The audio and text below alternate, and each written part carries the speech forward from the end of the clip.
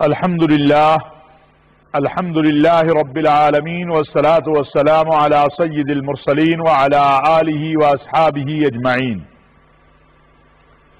اما بعد فاعوذ باللہ من الشیطان الرجیم بسم اللہ الرحمن الرحیم لئن شکرتم لازیدنکم ولئن کفرتم ان عذابی لشدید وقال اللہ تبارک وتعالی فی مقام آخر وتعاونوا على البر والتقوى ولا تعاونوا على الإثم والعدوان صدق اللہ مولانا العظیم۔ واجب الاحترام ناظرین و سامعین، السلام علیکم ورحمۃ اللہ وبرکاتہ۔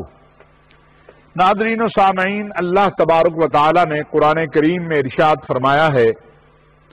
کہ اگر تم اللہ کا شکر ادا کرو گے تو وہ بہت زیادہ تمہیں نواز دے گا، اور اللہ کی ناشکری کرو گے تو جو اس کی سزا ہے وہ بہت ہی سخت ہے۔ پھر ایک اور جگہ فرمایا گیا کہ وَتَعَاوَنُوا عَلَى الْبِرِّ وَالتَّقْوَى وَلَا تَعَاوَنُوا عَلَى الْإِثْمِ وَالْعُدْوَانِ، نیکی اور اچھائی کے کاموں میں تعاون کرو، خیر کے کاموں میں تعاون کرو، اور جو خیر کے کام نہ ہوں، جو شر کے کام ہوں، ان میں تعاون نہ کرو۔ قرآن کریم میں اللہ تبارک و تعالی نے ایک اور جگہ فرمایا ہے کہ ان جاءکم فاسق بنبأ فتبینوا ان تصیبوا قوما بجہالۃ فتصبحوا علی ما فعلتم نادمین، کہ تم سنی سنائی باتوں کو کوئی فاسق و فاجر خبر لے آئے، اس کو لے کر آگے مت پھیلاؤ تاکہ تم شرمندگی سے بچ سکو۔ آج سب سے بڑی جنگ جو ہے وہ اعلام کی جنگ اسے کہا جاتا ہے، انفارمیشن کی کہہ لیں یا پراپوگنڈے کی کہہ لیں یا میڈیا کی کہہ لیں، اسے آپ جو بھی نام دے دیں۔ بدقسمتی یہ ہے کہ خیر کی ایک بات ہو اس کی طرف کوئی توجہ نہیں دیتا، شر کی کوئی بات نہ بھی ہو، صرف افواہ ہو، ہم سب کی توجہ اس کی طرف جاتی ہے۔ پھر موجودہ دور میں ذرائع ابلاغ، جو جدید ذرائع ابلاغ ہیں، ان کا ایک مسئلہ یہ ہے کہ یہاں پر ہمارا جو ریٹنگ کا سلسلہ ہے اس میں نیگیٹو بات کو بہت زیادہ اہمیت ملتی ہے اور پازیٹو بات کو بہت کم دیکھا جاتا ہے۔ میں نے جب سے محترم عمران خان صاحب وزیر اعظم پاکستان بنے ہیں، دینی حوالے سے کچھ چیزوں کو دیکھا، اور میں چاہتا ہوں کہ آج جہاں ہم باقی موضوعات پر جو اس ہفتہ میں گزرے ہیں عالم اسلام میں، پاکستان پہ بات کریں، وہاں میں یہ بھی بات عرض کرنا چاہتا ہوں کہ اقوام متحدہ کی تاریخ میں ناموس رسالت پر جس شخص نے جا کے مسلمانوں کی ترجمانی کی اور یورپی اور امریکن اور برٹش اور عالمی دنیا کو، اقوام عالم کو سمجھایا کہ ہمارے آقا علیہ الصلوۃ والسلام سے رشتہ کیا ہے، اس کا نام عمران خان ہے۔ اور یہی وجہ تھی کہ جب وہ وہاں سے واپس آئے تو میں اسلام آباد ایئرپورٹ پہ صرف اس جذبے سے گیا تھا کہ اس شخص نے کسی کا خوف، یہ پرواہ نہیں کی کہ فلاں کیا کہے گا یا فلاں کیا کہے گا یا فلاں ناراض ہو جائے گا، فلاں ملک راضی ہو جائے گا۔ اس نے اپنے آقا علیہ الصلوۃ والسلام کی ناموس کی پہرے داری کی اور اس کے استقبال کے لیے جانا اعزاز کی بات ہے۔ میں اس کو اعزاز سمجھتا ہوں اور ساری زندگی میں یہ بات کہتا رہوں گا کہ عمران خان صاحب نے جو تقریر اقوام متحدہ میں ناموس رسالت پر کی، وہ اس کی 70 سالہ یا اقوام متحدہ کے قیام سے لے کر آج تک وہاں ایسی تقریر نہیں کی گئی۔ پھر اس کے بعد تسلسل کے ساتھ محترم عمران خان صاحب اسلامک فوبیا، جس سے اس وقت سب سے زیادہ متاثر یورپی ممالک، امریکہ، برطانیہ میں رہنے والے مسلمان ہو رہے ہیں، اور اسلام کی ایک خوبصورت تصویر کو غلط انداز میں پیش کیا جا رہا ہے۔ اس کے اوپر عمران خان صاحب نے تمام مسلم حکمرانوں سے زیادہ آواز بلند کی۔ آج بھی آپ نے دیکھا کہ ابھی ہمارے ملک میں آذربائیجان اور ترکی کے وزیر خارجہ، دونوں ممالک کے وزرائے خارجہ تشریف لائے، تو اس میں بھی اعلامیے میں یہ کہا گیا کہ ہمیں دینی اقدار کے حوالے سے اور اسلامک فوبیا کے حوالے سے مشترکہ اقدامات کرنے ہیں۔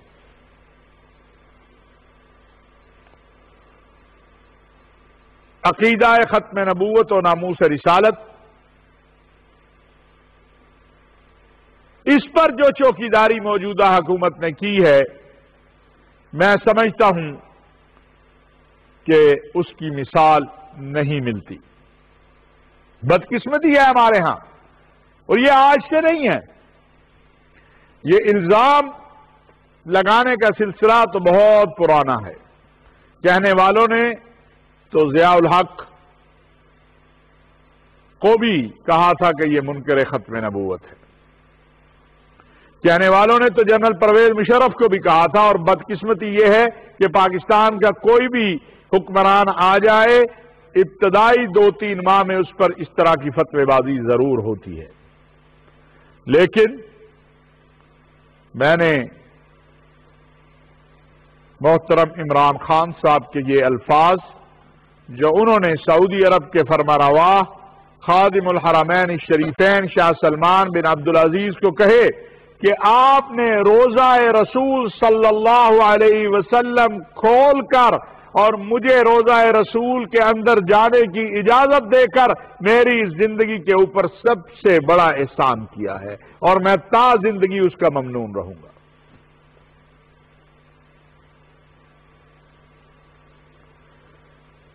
جو مدینہ منورہ میں ننگے پاؤں اس مقدس سرزمین پر چلتا ہے، لیکن ہمارے ہاں تو چونکہ چوکیداری نہیں ٹھیکیداری کی جاتی ہے دین اسلام کے نام پر۔ ہم سب دین اسلام کے چوکیدار ہیں۔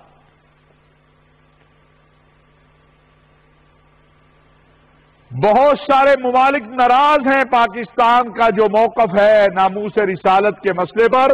اس حوالے سے، اور خود فرانسیسی صدر نے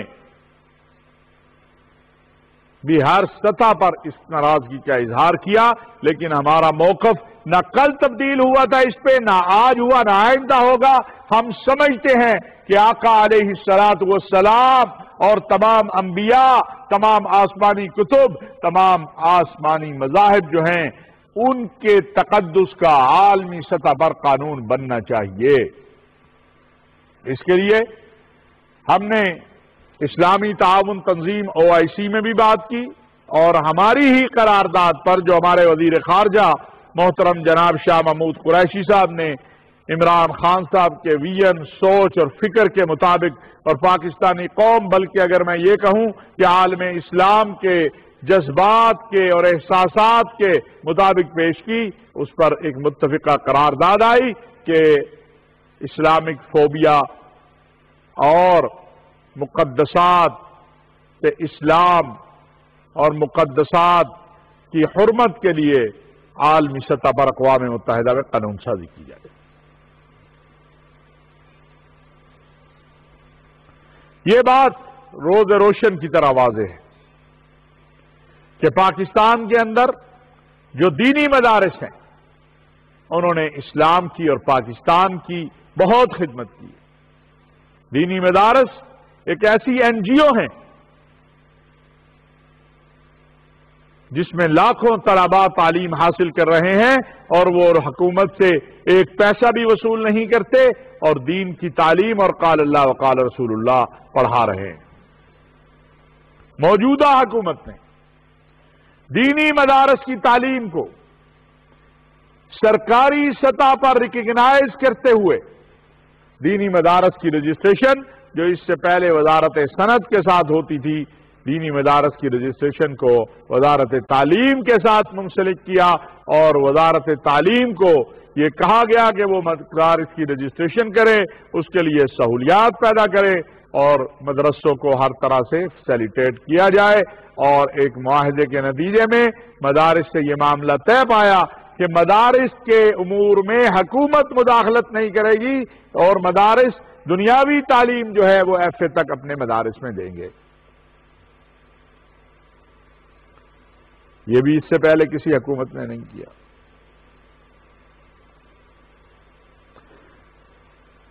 اور اسلام کے حوالے سے، عقیدہ ختم نبوت و ناموس رسالت کے حوالے سے جو بھی اقدامات ہیں، اس معاملے میں وزیر اعظم پاکستان محترم عمران خان صاحب اور موجودہ حکومت بہت کلیئر ہے۔ ہم آپ کو یاد ہوگا کہ اسپیکر قومی اسمبلی جناب اسد قیصر نے یہ بات کہی تھی کہ ساری دنیا کی طاقتیں، ساری دنیا کے لالچ، ساری دنیا کے اموال میرے قدموں کے نیچے رکھ دیے جائیں، میں عقیدہ ختم نبوت اور ناموس رسالت پر ایک لفظ، ایک قدم قانون سے آگے پیچھے کرنے کو تیار نہیں ہوں۔ یہ حکومت کا موقف ہے، یہ ریاست کا موقف ہے۔ بعض چیزیں نام کے ساتھ بتائی نہیں جا سکتی، لیکن ریاست پاکستان کے ایک ذمہ دار ترین فرد نے گزشتہ دنوں کچھ سفراء کو یہ بات کہی کہ پاکستان کا یورپی ممالک کے ساتھ 6 ارب ڈالر یا اس کے قرب و جوار میں ہماری ایکسپورٹ ہیں، جی ایس پی پلس ہے، لیکن اگر 600 ارب ڈالر بھی ہو اور ہمیں کوئی کہے کہ ناموس رسالت پہ کمپرومائز کیا جائے، اس پر کمپرومائز نہیں ہو سکتا۔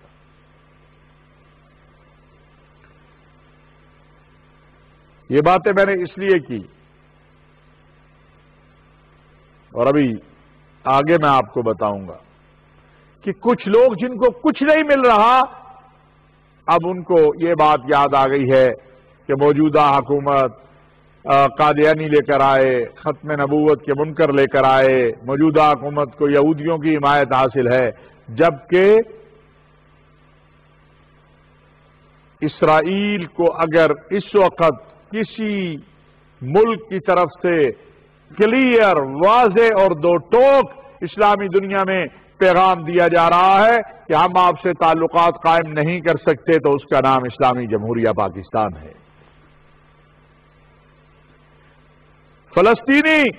اپنے ہاتھ اٹھا اٹھا کے دعائیں دیتے ہوئے پاکستان کی ریاست کو، پاکستان کے وزیر اعظم کو، پاکستان کے سپہ سالار کو کہہ رہے ہیں کہ ہمیں تمہارے موقف پر فخر ہے، پاکستانی قوم پر فخر ہے، اور پاکستان کے موقف کو وہ جرت مندانہ اور بہادرانہ موقف قرار دے رہے ہیں۔ اور ایک مولانا صاحب ہمارے ہیں کہ جن کو کچھ نہیں ملتا تو ان کو یاد آ جاتا ہے کہ عمران خان صاحب جناب انہوں نے یہ کہہ دیا اور یہ کہہ دیا اور یہ کہہ دیا، اور ان کے پیچھے فلاں ہیں، غیب کا علم ان کو ہو جاتا ہے، جبکہ ہمارا عقیدہ ہے کہ غیب کا علم صرف اللہ کو ہے، دلوں کے حال اللہ جانتا ہے۔ گواہی تو فلسطینیوں کی فلسطین کے مسئلے پر چلے گی، ان کی نہیں چلے گی جن کے حلیف وفود بھیجتے رہے کہ آؤ بات کرو، اسرائیل کو ہم تسلیم کرتے ہیں۔ ان کی نہیں چلے گی جن کے دور میں الاقصی 3 دن بند رہی اور انہوں نے اس کی مذمت بھی نہیں کی۔ گواہی تو اہل فلسطین کی چلے گی، اور فلسطین کے سربراہ محمود عباس جو صدر ہیں اس وقت، ابو مازن نے جو خط لکھا ہے وزیر اعظم عمران خان کو، وہ گواہی ہمارے لیے کافی ہے، اس سے آگے پیچھے ہمیں کوئی گواہی نہیں چاہیے۔ میں معلوم ہے کہ ایک پلاننگ کے تحت کوشش کی جا رہی ہے کہ پاکستان کو عالم عرب اور عالم اسلام سے دور کیا جائے۔ اصل میں ایک پلاننگ ہے کہ اسلامی دنیا کو تقسیم کیا جائے، اسلامی دنیا کو اندر سے کمزور کیا جائے، پاکستان کو شام، عراق اور یمن والی صورتحال میں ڈال دیا جائے، پاکستان کی فوج اور قوم کے درمیان لیبیا والی صورتحال پیدا کر لی جائے۔ یہ ایک پلاننگ سے سب کچھ ہو رہا ہے، یہ کوئی بغیر پلاننگ کے نہیں ہو رہا۔ لیکن پاکستانی قوم جانتی ہے کہ جو پلاننگ کرنے والے ہیں اور جو ان کے اعلی کار ہیں وہ کون ہیں۔ یہ ہماری فوج جو رات کو سرحدوں پہ کھڑی ہوتی ہے اور ہم سوتے ہیں۔ ابھی اللہ جزائے خیر دے عمران خان صاحب کو اور سپہ سالار قوم جنرل قمر جاوید باجوہ صاحب کو کہ جب یہ مچھ کا واقعہ ہوا، پچھلی مرتبہ میں نے اس پر بڑی تفصیل سے بات کی تھی، جس طرح وہ گئے وہاں پر اور انہوں نے جا کے جو گفتگو کی اور پہلی مرتبہ ہزارہ برادری کے ساتھ ایک معاہدہ تحریری صورت پہ طے پایا کہ آپ کے مسائل کو کس طرح حل کیا جائے گا اور کیسے حل کرنا ہے۔ اور اس سلسلہ میں آپ نے دیکھا ایک تصویر بہت وائرل ہوئی ہے جس میں ہمارے سپہ سالار ایک بچی کے سر پہ بوسہ دے رہے ہیں۔ باپ کا، بڑے کا کام یہی ہوتا ہے۔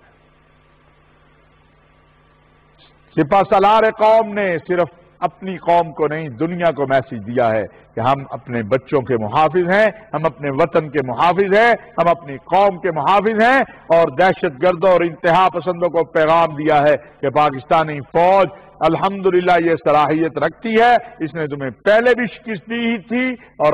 اب بھی جو تم یہ دہشت گردی کی سازشیں کر رہے ہو اب بھی تمہیں شکست دیں گے۔ میں سمجھتا ہوں وہ ایک تصویر کئی لاکھ کئی کروڑ الفاظ کے اوپر بھاری ہے، کئی تحریروں پر، کئی تقریروں پر بھاری ہے۔ اور یہی بات جب ہمارے وزیر اعظم صاحب نے ان چھوٹے بچوں کو یہ کہا کہ اب میں موجود ہوں انشاءاللہ، اور انہوں نے کہا ہم آپ پر اعتماد کرتے ہیں۔ میڈیا کی اس جنگ میں جس انداز سے پاکستانی قوم کو اور پاکستان کے لوگوں کو گمراہ کر کے پاکستان کے امن اور استحکام کو خراب کرنے کی کوشش کی جا رہی ہے، اس کا مقابلہ ہم سب کو مل کر کرنا ہے، اور انشاءاللہ ہم کریں گے۔ ناظرین، میں گزشتہ دنوں پاکستان میں جو کویت کے، عراق کے، عمان کے، مصر کے جو سفراء ہیں ان سے ہمیں ایک مختلف نشستیں ہوئیں اور محترم وزیر اعظم صاحب سے بھی ایک ملاقات ہوئی۔ آپ یقین کریں، میں آج جو بات کہنا چاہ رہا ہوں بڑی ذمہ داری کے ساتھ اور عالم عرب، عالم اسلام کا ایک طالب علم ہونے کی حیثیت سے، کہ دنیا اسلام کو اگر کوئی قوت نظر آتی ہے، ارض حرمین شریفین، مکہ مکرمہ، مدینہ منورہ، مملکت سعودی عرب جو کہ مسلمانوں کی وحدت کا مرکز ہے، اس کے بعد وہ پاکستان ہے۔ مجھے سفراء عرب میں سے ایک نے کہا کہ پاکستان کو اللہ تعالیٰ نے ایسا بنایا ہے کہ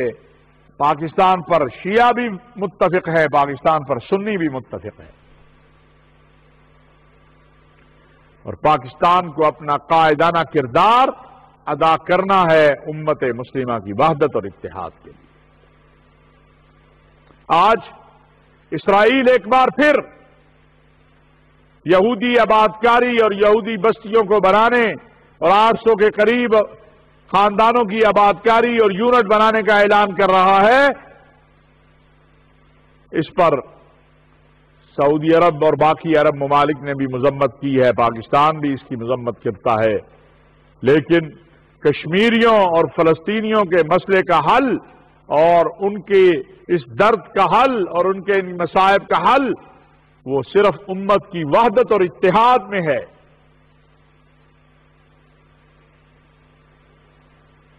اس کے لیے ہمیں جمع ہونا ہے، اکٹھے ہونا ہے۔ مسلمانوں کا مستقبل یورپی ممالک میں اسلامی حوالے سے جو خطرے میں جا رہا ہے اسے بچانے کے لیے ہمیں اپنا کردار ادا کرنا ہے۔ اسلام کی حقیقی تصویر کو، اسلام جو امن، سلامتی، اعتدال کا دین ہے، اس کو دنیا کے سامنے لانا ہے۔ اسلام جو اقلیتوں کے حقوق کا محافظ ہے، آج الحمدللہ پاکستان میں صورتحال بہت بہتر ہے۔ آپ نے کرک کا معاملہ دیکھا، جس طرح اس پر فوری ایکشن لیا گیا، اور آج مجرم گرفتار ہیں۔ پاکستان میں رہنے والے سکھ ہوں، ہندو ہوں، مسیحی ہوں یا اور اقلیتیں ہوں، آئین پاکستان نے سب کے حقوق کا تعین کر رکھا ہے، اور سب کو ان کے حقوق جو ہے وہ ملنے چاہیے، اور آئین پاکستان ان کے حقوق کا محافظ ہے۔ اور انشاءاللہ ہم اس طرف آگے بڑھ رہے ہیں کہ جو ہم رضاکارانہ طور پر غیر سرکاری انٹرفیتھ ہارمنی کونسلز بنانے جا رہے ہیں، یونین کونسل سے لے کر مرکز تک، وہ انہی امور کے لیے ہے، تاکہ فتنے ختم ہوں اور پاکستان میں امن اور استحکام اور سلامتی کی بالادستی ہو۔ ناظرین و سامعین، ہمارے ہاں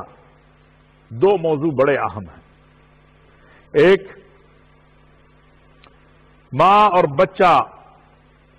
دونوں اس وقت صحت کے اعتبار سے کمزور ہو رہے ہیں، اور دوسرا پولیو۔ دنیا میں پولیو ختم ہو گیا، پاکستان میں ابھی باقی ہے، افغانستان میں بھی ہے، لیکن افغانستان میں تو جنگ ہے 40 سال سے۔ پولیو ویکسین کے حوالے سے تمام علماء اسلام متفق ہیں کہ اس میں کوئی غیر شرعی چیز نہیں ہے، لہذا اپنے بچوں کو پولیو کے قطرے پلائیے۔ اور جو ماں اور بچے کی صحت کا معاملہ ہے، میں سمجھتا ہوں کہ پاکستان کی آبادی جس تیزی سے بڑھ رہی ہے، اس کے اندر بچوں کا کمزور پیدا ہونا اور ماں کا مریض ہو جانا، یہ بہت ایک ہمارے لیے مستقبل میں بھی اور حال میں بھی سوالیہ نشان پیدا کرتا چلا جا رہا ہے۔ اس کی طرف ہمیں غور کرنا چاہیے۔